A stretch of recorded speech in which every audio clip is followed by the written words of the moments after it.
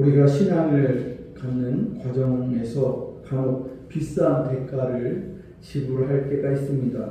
어떤 사람은 사업이 망하는 어려움을 통해서 신앙을 갖게 되기도 합니다. 또 어떤 사람은 큰 질병이나 아픔을 통해서 하나님을 깨닫게 되고 하나님을 만나는 기회를 얻기도 합니다. 그런데 문제는 거기에서 끝나는 것이 아닙니다.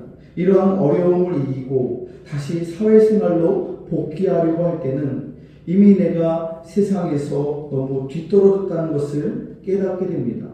사업을 시작하려고 해도 시작하기 위한 미천이 없습니다. 청년들의 경우에는 취업을 준비하려고 하는데 나이가 너무 많아져 버렸고, 그렇다고 다시 공부를 하거나 또 다시 전공을 바꾸는 것도 쉬운 일이 아닙니다. 이제는 나와 세상 사이에 건널 수 없는 너무나도 큰 강이 있다는 것을 깨닫게 된다는 겁니다. 오늘 말씀 속에서도 이스라엘 백성들은 그들의 힘으로는 넘을 수 없는 큰 강을 만나게 됩니다. 그 강은 바로 요단강입니다. 이스라엘 백성들은 광야에서 40년 동안 연단을 받으며 하나님을 경험하였습니다. 내면적으로 이들에게는 하나님의 말씀이 이미 깊이 새겨져 있습니다. 고난 가운데 은혜를 받았습니다. 그러나 이들이 가나안 땅이라는 세상을 바라보았을 때 너무나도 막막합니다. 약속의 말씀을 붙잡고 이곳까지 인도하심을 받고 이곳까지 달려왔지만 막상 그들 앞에 있는 현실을 보니까 어디에서부터 어떻게 시작해야 할지 감이 잡히지 않는 것이죠. 더욱이 그들 앞에는 건널 수 없는 강이 세차게 흐르고 있었습니다. 이스라엘 백성들의 눈앞에는 그들의 힘으로는 절대로 건널 수 없는 현실의 강이 세차게 흐르고 있었다는 것입니다. 오늘 본문의 15절 말씀을 보면 이렇게 기록되어 있습니다. 요단이 곡식 거두는 시기에는 항상 언덕에 넘치더라. 궤를 맨 자들이 요단에 이르며 궤를 맨 제사장들의 발이 물가에 잠기자. 이스라엘 백성들이 요단강을 건너려는 때는 1년 중에서도 물살이 가장 빠르고 수량이 가장 많은 때였습니다. 요단강의 수위가 언덕을 범람하고 있었다는 것입니다. 이러한 상황 가운데 200만 명이 넘는 이스라엘 백성들이 이 세찬 강을 아무도 사고를 당하지 않고 무사히 건넌다는 것은 불가능한 일입니다. 6.25 한국전쟁 때 북한군이 탱크를 앞세우고 남침을 강행했을 때 우리나라 정부는 주요 여러 곳곳에 있는 다리들을 다 폭파시켰습니다. 적군들이 강을 건너지 못하기 위한 전략이지요. 다리를 폭파시켰기 때문에 피난민들도 강을 건너다가 많은 사람이 그 물살에 떠내려가서 희생을 당하기도 하였습니다. 아예 강을 건너지 못한 사람들은 북한군의 포로가 되어서 납북을 당한 사람들도 있고 또 공산주의 사상에 그렇게 타협하는 사람들도 일부 있었다고 합니다. 강을 아무런 장비 없이 건넌다는 것은 불가능한 일입니다. 더군다나 어린 아이들과 여성들이 함께 속해 있는 200만 명이나 되는 사람들이 아무런 피해 없이 이 범람하는 강물을 뚫고 건넌다는 것은 불가능한 일이죠. 이것이 이스라엘 백성들 앞에 닥친 눈앞의 현실이었습니다. 오늘 본문의 1절과 2절 말씀을 한번 보십시오. 1절과 2절 말씀을 함께 읽어보겠습니다. 시작. 또 여호수아가 아침에 일찍이 일어나서 그와 모든 이스라엘 자손들과 더불어 시팀에서 떠나 요단에 이르러 건너가기 전에 거기서 유숙하니라. 사흘 후에 관리들이 진중으로 두루 다니며. 이스라엘 백성들은 요단 강변에서 3일 동안이나 아무것도 하지 않고 그저 강물만 바라보면서 거기서 유숙합니다. 그런데 놀라운 것은 누구 하나 여호수아에게 불평하는 사람이 단 한 사람도 없었다는 겁니다. 이스라엘 백성들은 한결같이 흐르는 강물을 바라보면서 우리의 힘으로는 도저히 이 강을 건널 수 없다. 그러나 하나님께서는 하실 수 있다. 이러한 믿음과 생각을 갖고 기다리고 있었다는 것입니다. 이 세상의 현실을 생각하면 너무나도 장벽이 높고 사방으로 꽉 막혀 있다고 느껴질 때가 참 많이 있습니다. 우리의 힘으로는 도저히 불가능합니다. 나의 힘으로는 도저히 이 현실을 극복할 수 있는 방법이 없다는 것입니다. 그러나 하나님을 바라보면 가능한 것입니다. 이러한 믿음과 생각을 가지고 기도하며 기다리는 방법밖에 없었다는 것입니다. 하나님께서는 세상과 우리 사이에 다리를 놓아주셔야만 우리가 세상 속으로 담대하게 나아가며 그리고 그 강을 다리를 통하여 건널 수 있다는 것입니다. 3일이 지난 시점에서 하나님께서는 여호수아에게 요단강을 건널 수 있는 유일한 방법을 알려주셨습니다. 여호수아와 이스라엘 백성들에게 하나님께서는 첫 번째로 하신 명령이 있습니다. 그 첫 번째 명령은 하나님의 언약궤를 따라가라. 함께 따라해 봅시다. 하나님의 언약궤를 따라가라. 하나님의 언약궤를 따라가라. 3절 말씀입니다. 함께 3절을 읽어보겠습니다. 시작. 백성에게 명령하여 이르되 너희는 레위 사람 제사장들이 너희 하나님 여호와의 언약궤에 매는 것을 보거든 너희가 있는 곳을 떠나 그 뒤를 따르라. 하나님은 여호수아와 이스라엘 백성들에게 가나안 땅에 들어갈 수 있는 방법을 가르쳐 주셨습니다. 그것은 강의 얕은 곳을 찾는 것도 아니고 다리를 만드는 것도 아닙니다. 그렇다고 배를 만드는 것도 아닙니다. 오직 여호와의 언약궤를 따라가라는 것입니다. 이스라엘 백성들이 요단강을 건너기 위해서 할 일은 아주 간단한 일입니다. 그것은 언약궤의 뒤를 따라가는 것입니다. 언약궤는 하나님의 은혜의 보좌를 상징합니다. 하나님께서는 이 언약궤 위에서 항상 이스라엘 백성들에게 말씀하셨습니다. 언약궤는 은혜의 말씀을 상징하는 것입니다. 하나님께서는 건널 수 없는 강을 건너기 위해서 세상의 방법이 아니라 하나님의 말씀을 앞세우고 그 뒤를 따라가라 라고 명령하셨습니다. 여러분, 하나님께서는 우리에게도 세상으로 들어가기 위해서 하나님의 말씀을 앞세우고 그 뒤를 따라가라 라고 우리에게 말씀하시고 우리에게 명령하십니다. 두 번째로는 제사장이 앞장서라 라고 명령하십니다. 따라해 봅시다. 제사장이 앞장서라. 제사장이 앞장서라. 언약궤를 뒤따라갈 때 중요한 점이 있습니다. 바로 지도자의 중요성입니다. 세찬 유단강 물에 가장 먼저 들어간 사람이 있었습니다.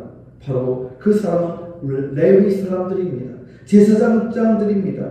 하나님의 말씀을 어깨에 맨 사람들이 가장 먼저 요단강의 물에 발을 담갔습니다.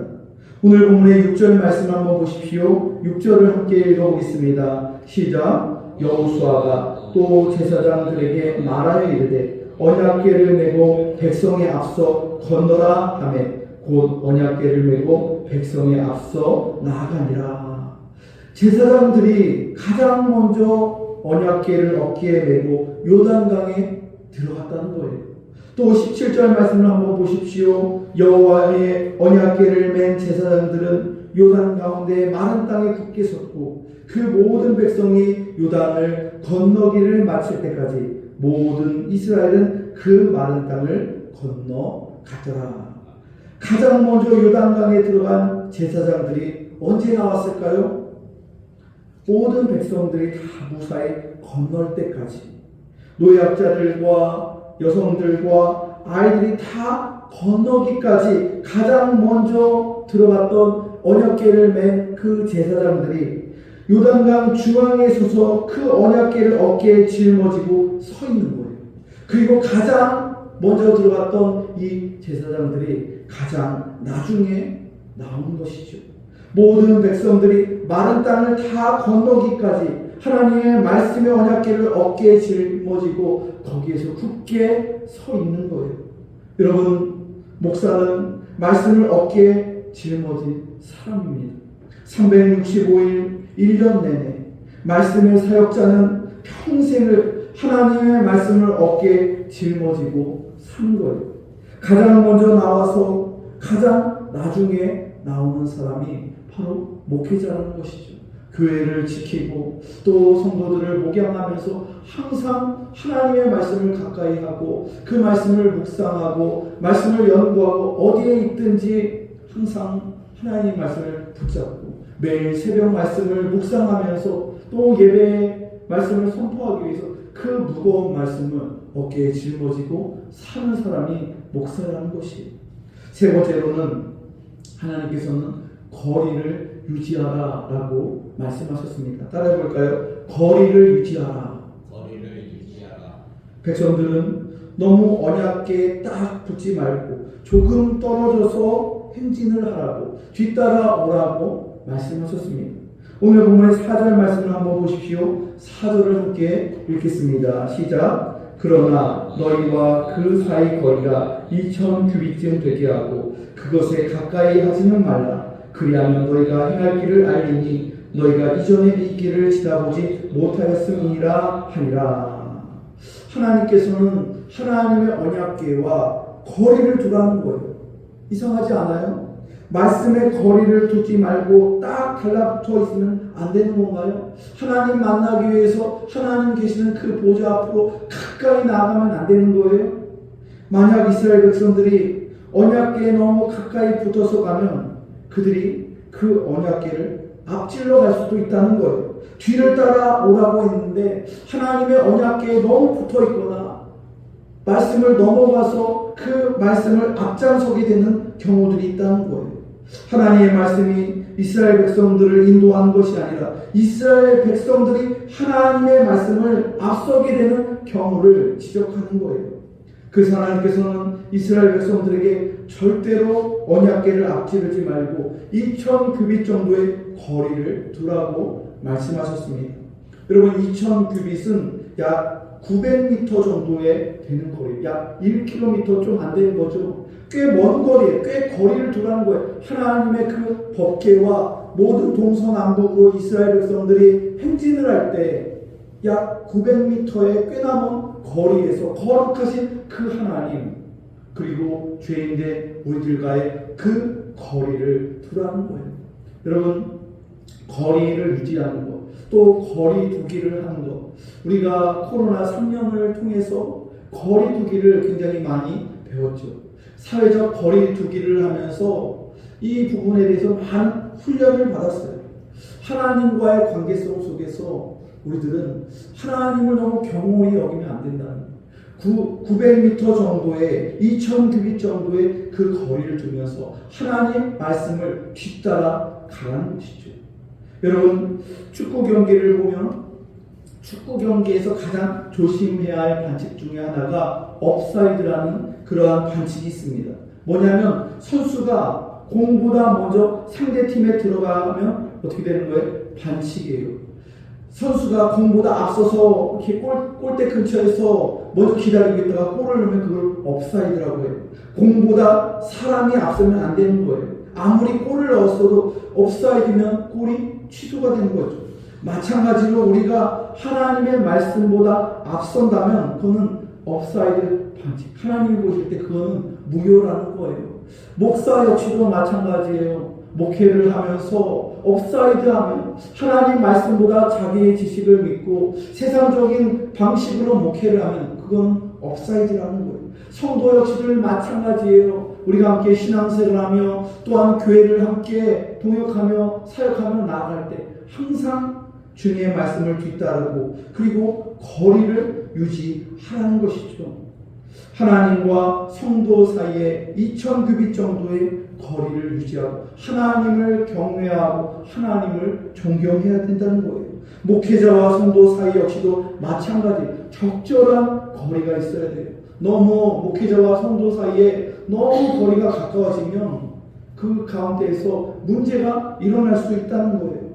또 모든 인간관계 역시 마찬가지, 성도와 성도 사이도 마찬가지고 모든 인간관계를 볼 때 적정선이 있어요. 적절한 그 거리가 있어야 돼요. 너무 가까이 가면 안 된다는 거예요. 왜냐하면 너무 가까이 갔을 때 실망할 수가 있고 너무 가까이 갔을 때 상처받을 수가 있다는 거예요. 어느 정도의 거리가 있어야 인간관계가 아름답다는 거죠.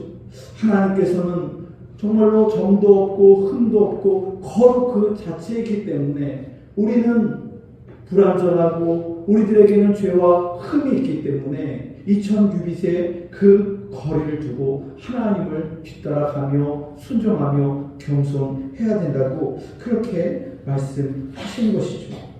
하나님께서는 이스라엘 백성들이 요단강을 건너기 전에 두 가지를 또한 지시하셨습니다. 첫 번째는 자신을 성결하게 하라 라고 명령하셨습니다. 따라해 볼까요? 자신을 성결하게 하라. 자신을 성결하게 하라. 오늘 본문의 5절에 나와 있습니다. 함께 5절을 읽겠습니다. 시작. 여호수아가 또 백성에게 이르되 너희는 자신을 성결하게 하라. 여호와께서 내일 너희 가운데 기이한 일들을 행하시리라.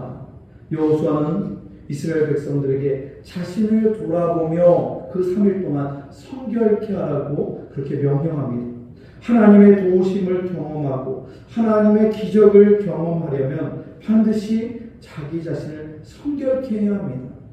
어려운 일이 생겼는데 우리들이 먹을 것 다 먹고 즐길 것 다 즐기고 이것저것 하는 모습은 경험한 모습이 아닐 것입니다. 하나님의 도우심을 바라보면서도 자기 생활을 단순하게 하지 않고 오히려 더 복잡하게 하는 사람들이 간혹 있습니다. 그것은 좋은 자세가 아닙니다. 우리가 하나님의 도우심을 바라려면 먼저 생각을 단순하게 해야 합니다. 어떻게 생각을 단순하게 할 수 있을까요? 그것은 하나님의 말씀을 듣는 거예요. 다른 것으로는 우리 생각이 절대로 단순해지지 않아요. 복잡해져요. 하나님의 말씀을 들어야, 하나님의 음성을 들어야 우리가 단순해지고 우리의 삶이 단순해지고 그리고 우리의 삶이 성결케 되는 것입니다. 여러분, 우리가 하나님의 기적을 경험하며 하나님의 음성을 듣기 위해서는 자기 자신을 돌아보면서 우리의 생각을 단순하게 하고 우리의 삶을 겸허하게 내어놓을 때 하나님께서 우리의 삶 가운데 기적을 베푸시며 우리에게 역사하심을 믿으시기 바랍니다. 두 번째로 요단 강물에 들어가라 라고 명령하셨습니다. 따라해 봅시다. 요단 강물에 들어가라. 요단 강물에 들어가라. 15절에 나와 있습니다. 함께 15절을 읽겠습니다. 시작. 요단이 곡식 거두는 시기에는 항상 언덕에 넘치더라. 궤를 맨 자들이 요단에 이르며 궤를 맨 제사장들의 발이 물가에 잠기자. 제사장들의 발이 물에 잠겨야 합니다. 물을 묻혀야 한다는 거예요. 이 요단강물을 건너기 위해서는 물을 안 묻히고 건널 수 있는 방법이 없다는 거예요. 발을 물에 담가야 된다는 거예요. 옷이 물에 젖고 물이 발목을 넘어서서 허벅지까지 물이 들어가야 된다는 거예요. 여러분, 홍해를 건널 때에는 하나님께서 미리 홍해 바다를 미리 다 갈라 놓으시고 다 준비해 주셨어요. 왜냐하면 그때는 이스라엘 백성들이 물에 들어갈 믿음이 그때는 없었기 때문이 그렇습니다. 출애굽을 할 때 이스라엘 백성들의 믿음이 연약했기 때문에 하나님께서는 이스라엘 백성들의 그 연약함을 아시고 그냥 미리 물 한 방울 묻히지 않도록 그 바다를 미리 쫙 하고 갈라 놓으셨어요. 모세가 기도하면서 지팡이를 하늘을 향해 홍해 바다를 향해 딱 기도하자 펼치자 홍해 바다가 쫙 하고 갈라진 그 갈라진 그 바다 길을 보고서 마른 길을 물 한 방울 묻히지 않고 옷 하나 젖지 않고 그 이스라엘 백성들이 홍해 바다를 다 건너갔죠. 그러나 이번에는 다르다는 거예요. 요단강을 미리 갈라놓지 않고 제사장들에게 먼저 어깨에 덮개를 메고 그 물에 들어가라는 거예요. 제사장들이 그 말씀대로 순종하자 요단 강물을 끊으셨습니다. 하나님께서는 요단강의 기적을 통해서 이스라엘 백성들의 순종을 보시고자 했다는 거예요. 40년 전에는 이스라엘 백성들이 믿음이 연약했기 때문에 그 바다로 들어갈 용기가 없었던 거예요. 그런데 40년이 지난 이후에 광야에서 여러 가지의 연단과 또 어려움을 당하고 기도하고 하나님을 경험한 이스라엘 백성들의 믿음이 이제는 성숙했기 때문에 그 강물을 바라보면서 그 강물이 발목까지 오고 또 옷이 젖고 허벅지까지 오고 허리까지 와도 두려움을 이겨내고 하나님의 약속을 믿고 들어갔을 때, 그 말씀에 순종했을 때 그 강물이 갈라지게 되는 것이죠. 여러분, 하나님께서는 우리들을 인도하시는 방법이 크게 두 가지가 있습니다. 하나는 홍해 바다의 길입니다. 하나님께서 100% 다 미리 준비해 놓으시는 거예요. 바다를 미리 갈라놓으시고 우리는 그 갈라진 바다를 미리 보고 그저 순종하고 몸만 가면 되는 거예요. 하나님께서는 우리의 인생길에서 때로는 모든 상황을 갑자기 다 열어놓으실 때가 있어요. 모든 것들을 다 준비해 놓으셔서 우리가 그냥 결단만 하고 몸만 가면 되는 거예요. 하나님은 다 준비해 놓으신 게 홍해 바다의 길이죠. 그런데 또 다른 하나의 길이 있습니다. 그것은 바로 요단강의 길이라는 거예요. 홍해의 길은 이미 다 준비된 길입니다.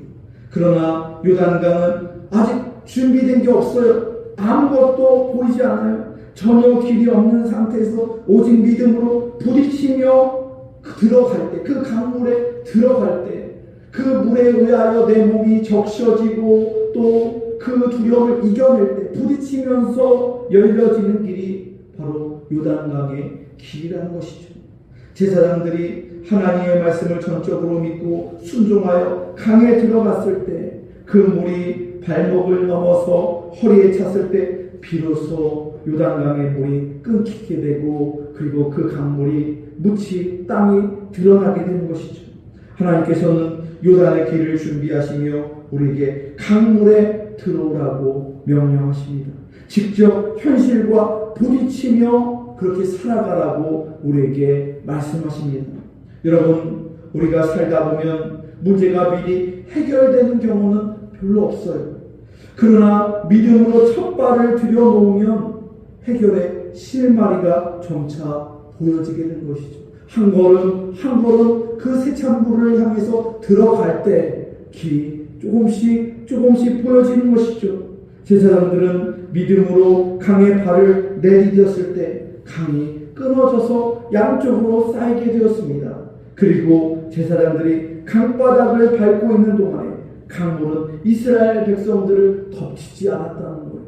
제사장들이 그 요단강의 중앙에서 법궤를 메고 거기서 기도하면서 그 말씀을 짊어지고 있을 때 이스라엘의 200만 명의 사람들이 하나씩 들어가면서 그 강물을 건너기까지 그 세찬 강물이 이스라엘 백성들을 덮치지 않았다는 거예요. 사랑하는 성도 여러분, 요단강 도하의 기적은 하나님의 전적인 기적이면서 동시에 우리들의 믿음과 순종을 요구하는 사건입니다. 하나님께서는 우리가 너무 힘든 상황에 처해 있을 때, 이 세상의 그 어떤 방법도 해결할 수 없는 절체절명의 위기 상황에 놓여 있을 때 그 사람을 위하여 홍해 바다의 기적을 준비하시기도 합니다. 그리고 좀 더 우리의 믿음이 성숙해지고 또 우리의 신앙이 깊어졌을 때는 하나님께서는 우리들에게 요단강의 기적을 준비하시기도 합니다. 하나님께서는 단 한 번의 기적만 보이시는 하나님이 아니라 홍해 바다를 가르쳤던 그 하나님은 다시 한번 우리에게 요단강의 기적을 보여주신다는 거예요. 여러분, 하나님께서는 이러한 기적에 앞서서 단 한 가지를 우리에게 요구하십니다. 그것은 바로 믿음이라는 거예요. 로마서 1장 17절 말씀을 보면 복음에는 하나님의 의가 나타나서 믿음으로 믿음에 이르게 하나니라고 증언하고 있습니다. 믿음에서 믿음에 이른다. 무슨 뜻일까요? 처음에 시작했을 때 믿음으로 우리가 신앙생활을 시작했다면 그 이후에도 계속해서 믿음으로 신앙생활하고 믿음으로 승리하고 믿음으로 살아가야 한다는 거예요. 하지만 우리는 처음 예수 믿을 때는 믿음으로 신앙생활을 시작했는데 세상을 살아가면서 믿음이 아니라 육신을 의지할 때가 참 많더라는 것이죠. 우리는 모두 믿음으로 신앙생활을 시작했습니다. 그러므로 이 세상을 살아가는 것도 끝까지 믿음으로 순종하며 그렇게 나아갈 때 우리들의 삶 가운데 하나님의 놀라운 기적을 체험할 수 있다는 것이에요.